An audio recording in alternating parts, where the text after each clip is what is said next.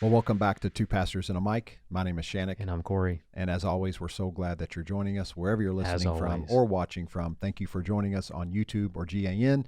And thank you for listening, whether it's Apple, Spotify, or whatever platform you There's so listen many to platforms podcasts these from. days. And speaking of whatever podcast you're listening from or platform you listen from, we would love it if you would and have the opportunity to. Would you leave us a review? We love to hear from you. No one's done it since January. No, it's been a while since Although we've we got have a like review. over 100, but just somebody go do it. Do it.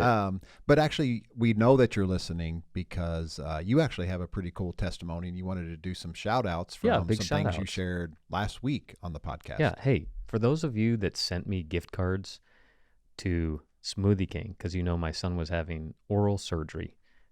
Big shout out. Big shout out to you, Greg. I love your face. I know you're listening on your 17-hour commute from New Jersey to New York City. That's a joke, but that's what it feels like from my perspective, who never does it. Anyways, big shout out to you, Greg. Thank you for that. I appreciate the love and support. And for all of you that checked in on us, man, it was a wild, wild day. Henry getting put under, having surgery, removing a cyst. We find out if it is benign. Hopefully it is in a couple weeks, but it was a good surgery. I feel so bad for the kid because I didn't know this going in, but he's on a liquid-only diet for a straight week. So that ends today. But then it's only soft foods for 5 more weeks. So 6 weeks total. I know. I'm like, oh, I didn't know this. Poor guy. And I didn't know that either. You didn't share that with me. And so when you told me, I'm like, oh my gosh, I got to do something. So I think I brought by some like Starbucks. I brought him by one time, like the pink drink, and like him and Scarlett both thought it was amazing. So I brought that over. Hopefully the caffeine wasn't too much. I don't know. Yeah, whatever. I don't even care at this point. He told me yesterday morning, he was like, Dad, no more smoothies. I'm like, dude. Oh, that's all he's got. There's nothing. So I gave him a milkshake for school, and he was pretty pumped about that. He was like, all my friends were like, you have a milkshake for lunch? I'm like, you probably weren't full, but whatever. So yeah, good times. But yeah, thank you for caring. I really do appreciate all the texts, all the comments. Actually, we are going to do part 4 of Jesus and the Undoing of Adam, chapter 4. And hopefully next week we do have C. Baxter Kruger on us. But if you're leaving on the show, if you're leaving a comment or whatever on our social medias, if you have a question that you have for him, write that in the comments and we'll be sure to ask him live next week. Yeah, absolutely. We're so looking forward to having him in. Speaking of that, the conference that Jamie's hosting with Baxter Kruger is here Thursday night, May 23rd, Friday night, May 24th at 7 p.m. So if you're listening to this podcast on the Wednesday when it's released, or Thursday, and you're in the Louisville area, we would love to see you and hang out. And it's going to be a good time. At Hill City Church. Yep. We're located 6639 St. Mary's Road, but you can find out all of the information of Hill City Church, hillcity.tv. Yeah. Go there and you'll be able to find us, and we'd love to have you come and join us. There'll be a lot of people here. Hopefully we'll do what we did last year. Some people hated it. Some people loved it. We're going to try and get as many people as possible on this podcast who's coming in for this conference, just so that you get to see a plethora of voices this summer, because we travel a lot during the summer, so we try to pre-record our summer episodes. If we don't get anybody, we're probably going to take a break for the summer. It's been over 3 years of doing this. Which will be wild. So some of you might be like, we're going to try not to do that, but if that's what it comes down to. But that'll be wild. That'll be weird for both of us. We've been doing this for so long now. Really weird. Although last summer we took the whole summer off, yet we had stuff recorded. We had it recorded. We put in the time. Yes. You put in the time. Yeah. So we're hoping to have interviews from people, because there's a lot of really fun people who come in for this leadership conference with Jamie Englehart. We have people coming from all over the world, the Bahamas, from the Netherlands, and hopefully we'll have some of those guests on, because there's a lot of people in our world doing really cool stuff. Mm-hmm. And I think that our audience needs to know about it. And there's also a lot of great resources out there. We don't do this podcast just so that you're like, oh, we rely on Corey and Shannick. No, we are in relationship with a lot of people. We've been influenced by a lot of people, and we want to promote those people because their information and their journey with Jesus, in my opinion, is just as amazing. And so there's a lot of good people out there doing great things. And hopefully these podcasts have been encouraging you to do your own study, your own research, to really dive back in, to gain understanding and what the Spirit might want to show you. I know since we've been doing our YouTube channel and putting our podcast out on YouTube, we've actually gotten quite a few comments on there, and it's really not necessarily a question, which we would really love your questions. Yep. But they're not putting questions in the comments. They're literally commenting some things that they might be studying out. I know a recent one, it was a really long comment recently on one of our Who is the Devil series. It was part 3 or 4, and he had just listened to the whole thing, and then he was commenting on some things that he was gleaning and that he was coming to an understanding of. And so I just thought that was like super cool. Like, Yeah. It was just a comment. It wasn't anything that we needed to respond to or a question. But it was just really good to hear from people that are listening and like doing their own study and conveying their thoughts to where they're at to us. That was really cool. And speaking of comments, big shout out to you, Jonathan Gregory. He commented on last week's episode and was like, never knew that Psalm 22 was that revelation. And you forget that this is a journey that we're all on at different phases of life, and something that we've been familiar with for 10 years is new for a lot of people. And that Jonathan wasn't the only one that texted me. So yeah, I probably got more right? more feedback than not every episode, but for most of the episodes. Last week's was a mind blower for a lot of people with Revelation. And so if you haven't listened to that, we encourage you to go back and check out episode 3. From last week. It's just such a good revelation, a good story and tie-in. Yeah, sure. Donna Robert said the same thing. Like, how have we missed this? How is this not more taught? And it's a good conversation. That's why we do this, is to open your eyes maybe to a different perspective and or more knowledge on interpretation, because biblical interpretation is a crazy animal, if we'll just say that, but that's for another time. Yeah, so as we jump into the podcast for today, remember we're picking up week 4 of Jesus and the Undoing of Adam. It's a small book by Baxter Kruger, and it's kind of really just talking about how amazing and beautiful Jesus and his work on the cross really was. And so he ends it with the 4th chapter, and really this is all about just Good Friday and ultimately why we call it Good Friday. Which is interesting. Yeah, it's very interesting. So what I'd like to do is, we don't have a lot of things we want to quote from this chapter, but there is a section, how he ends it,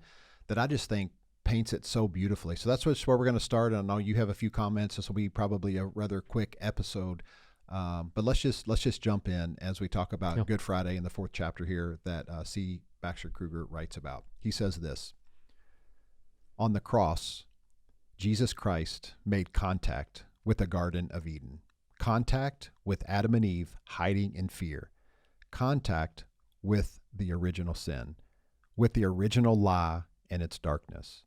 There, the Son of the Father plunged himself into the deepest abyss of human alienation, into the quagmire of darkness and human brokenness and estrangement. He baptized himself in the waters of Adam's fall.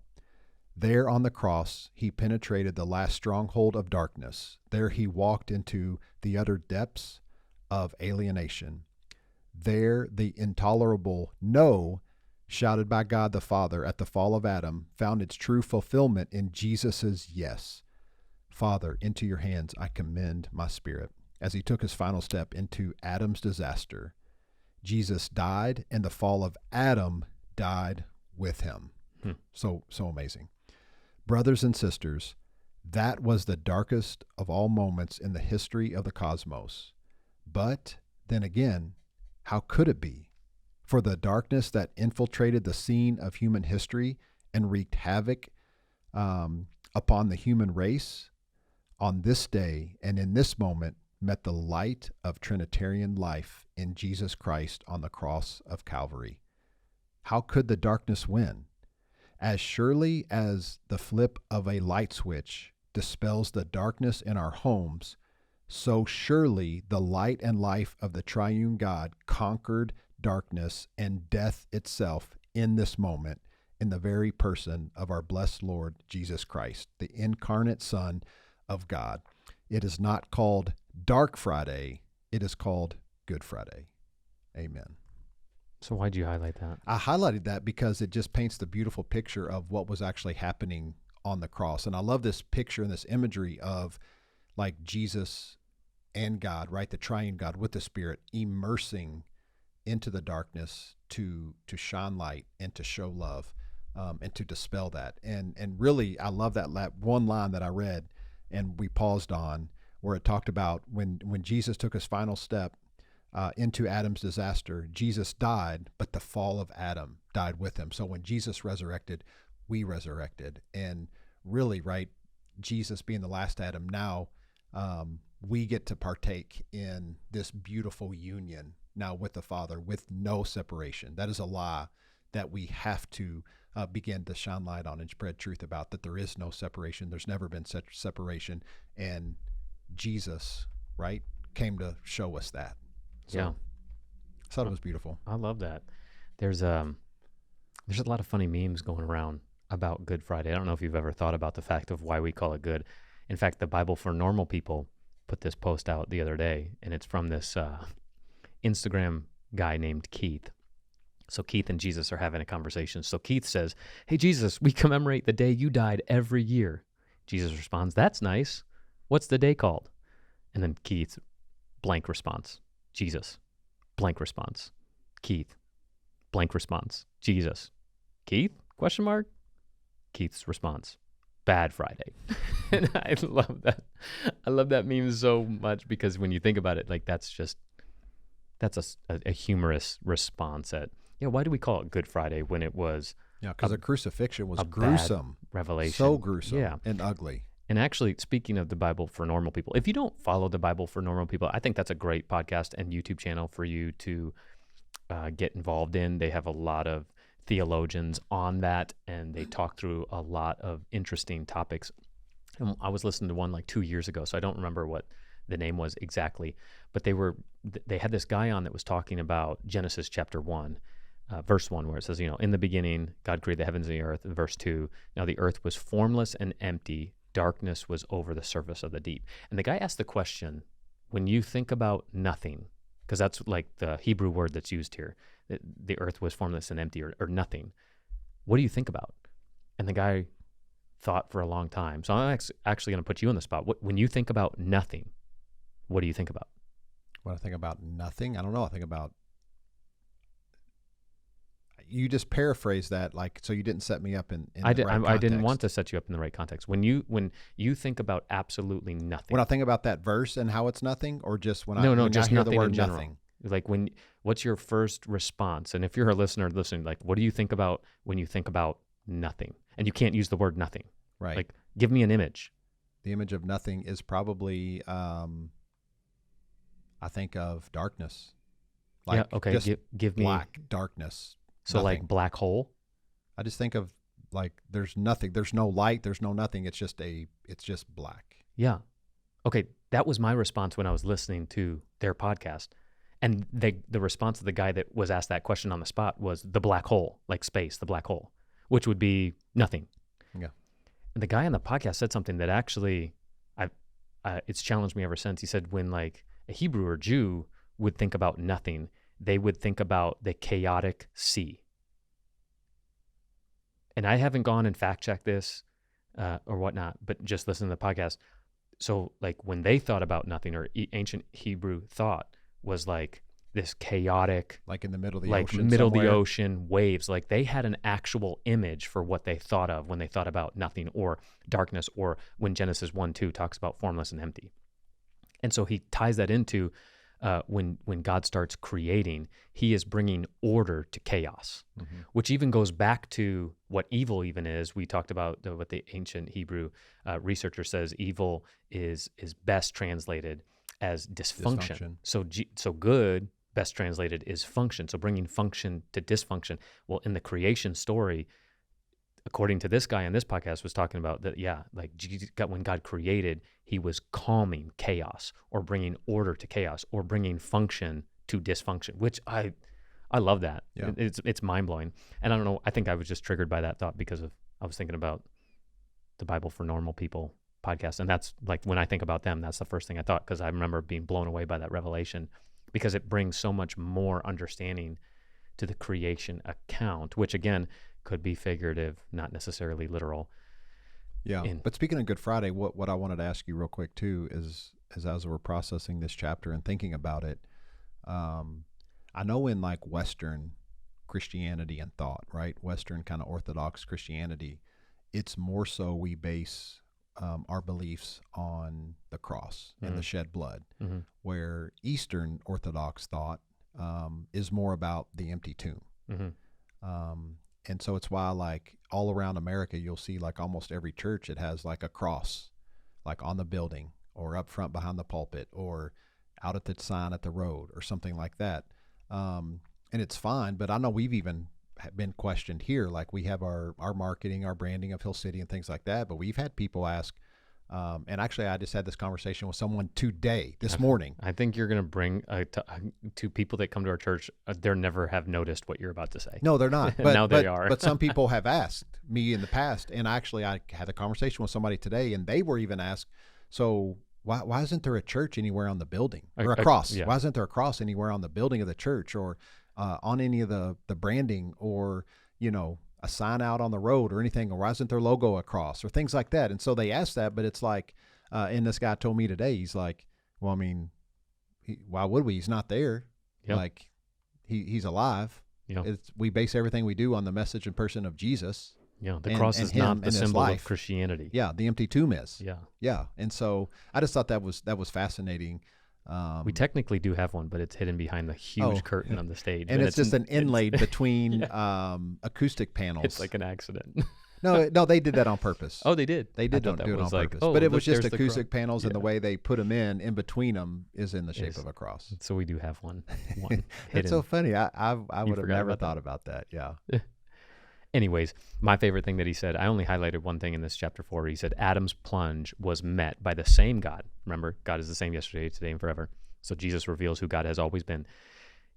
Adam's plunge was met by the same God and by the same determination to bless and by the same passionate love that birthed creation in the first place. And I love that just simple statement. Jesus reveals who God has always been, and God has always been the one who lays down his life, even for people who think that Jesus is an enemy, because Jesus doesn't have any enemies, newsflash. Right. So Jesus isn't dying for his enemies. Right. He's dying for his beloved, even if his beloved thinks that Jesus is the enemy. So that's kind of like a beautiful picture. I know Brian Zahn does a lot of teaching on Good Friday, and one of my favorite, if you don't know Brian Zahn, he's one of my easily top 3 favorite Bible teachers of all time. I listen to him a lot. Probably a lot of what comes out of this podcast has been his influence on my life. He talks about the permanent forgiveness is what makes Good Friday good. Permanent forgiveness. But then that releases another conversation, because there's a whole wing of people who are asking questions, and it really stems from Revelation 13:8, which Revelation 13:8, before the foundation of the world. Yeah, he was the slain lamb. Yep. So did forgiveness happen on the cross, or did it happen from the foundation of the earth? Right. Which is a great conversation, regardless of where you land on the conversation, is you are permanently forgiven. That's what makes Good Friday good. It's a revelation that you have always been forgiven. You will always be forgiven, even if you forget to confess. So wake up to your forgiven state, your permanent forgiven of state.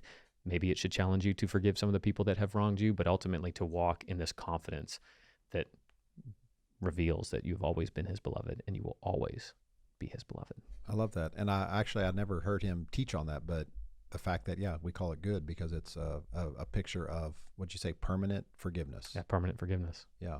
It's a symbol of permanent forgiveness. So if you have a question for C. Baxter Kruger, leave it in the comments right now. If you're curious about anything, if you're not familiar with his work, you should get familiar with his work, and hopefully we have him on here next week. If not, you're just going to hear us ramble about probably great things that he said at the conference. Yeah, all good. And also, like, if you haven't picked up this book yet and you want to order it, do so. I know some of you said you did order this book. So as you're journeying through this book, if you had a question, reach out, let us know. Or as now we're wrapping up this series on this book, if there was a question along the way, make sure you reach out. We do want to hear from you. Not just words of affirmation, not just reviews, but also just questions, comments, anything like that. So whether you're watching on YouTube and want to comment, mail, or if you're just listening, you can email us. Yeah. So Shannick or Corey at hillcity.tv. We'd love to hear from you. I said that hate mail is a joke. Don't send us hate mail. Just unfollow us. You don't even have to leave a 1-star. Yeah. People leave 1-stars because of one episode. Just see you later. Yeah. There was just 2 people from the same episode? I think so, maybe. Yeah, it's okay. All good. But anyway, we hope today has encouraged you a little bit to think and process about about Good Friday, Jesus' death on the cross, why we call it good, capture that thought about how that represents permanent forgiveness. I'm going to hold on to that. That was really good. And again, reach out to us, and we hope to be back with C. Baxter Kruger next week on the podcast, which is going to be weird. I'm going to have to ask him right up front. Do you really want me to say C, or is it just Baxter? Or I don't know. I always don't know how to address people like that when there's just an initial for their first name. I really don't. I've always had a problem with that. So we'll see. Hopefully that'll get answered next week as well. Corey's just making fun of me over here, but it's all good. I'm gonna leave you on your own. But with that, above all else, what we want from you or for you on this podcast, not from you, we want to hear from you. That's what we want. But what we want for you, Corey and I, is just you getting to a place where you understand and know that you are loved and there's nothing you can do about it.